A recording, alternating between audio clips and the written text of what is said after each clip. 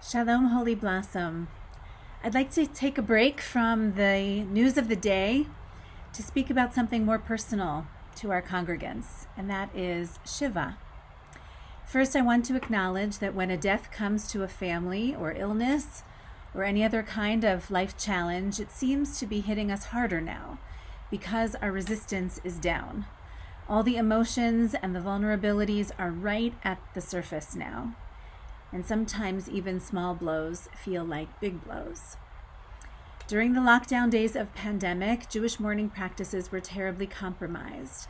I recall being at the cemetery with only the grave diggers and a phone in my hand so that I could FaceTime in the daughters so that they could say Kaddish for their father, even when they were not allowed to come and bury him.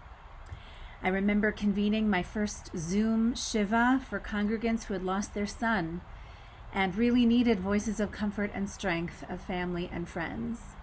I remember when protocols allowed only 10 people in the cemetery at a time, so all the grandchildren of one family had to gather on the other side of the fence. They couldn't hear the prayers at the graveside, but they stood in the cold to honor their grandmother and to comfort their own parents who were grieving. And I remember, as you do, backyard Shivas and waving from the window Shiva visits. You likely have your own stories of that terrible time when age-old Jewish customs, tried and true Jewish customs, were interrupted. I admit I was surprised that Shivas are still now, by choice, abridged and limited, and I want to speak with you about it. First, I recognize that this is a family decision, always, of course, and every family story is unique and there are many factors at play when making these decisions. And as your rabbi, I want to encourage you to lean on the tradition, which has developed over many centuries for good reason. Non-Jews often comment how much they envy our mourning customs. They see the wisdom in being embraced by family and friends and neighbors for that first week when mourners are most fragile.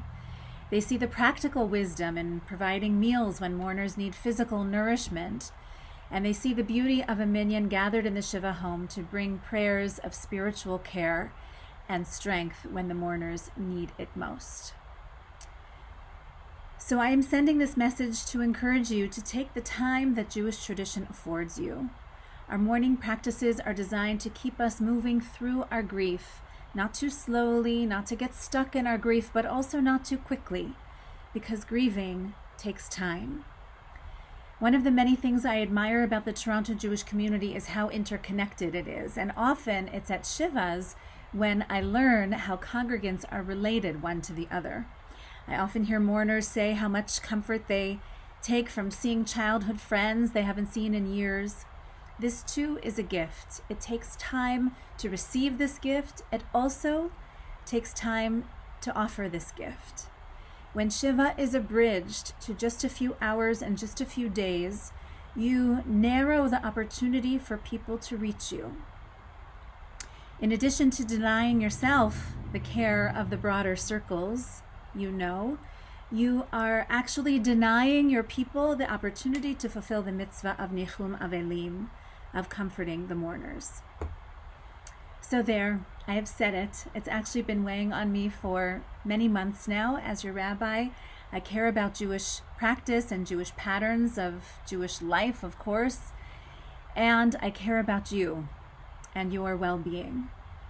So please trust in the wisdom of Jewish tradition and trust in one another so that we can do right by one another, so we can gather around one another, both in times of simcha and in times of sorrow. Shabbat Shalom.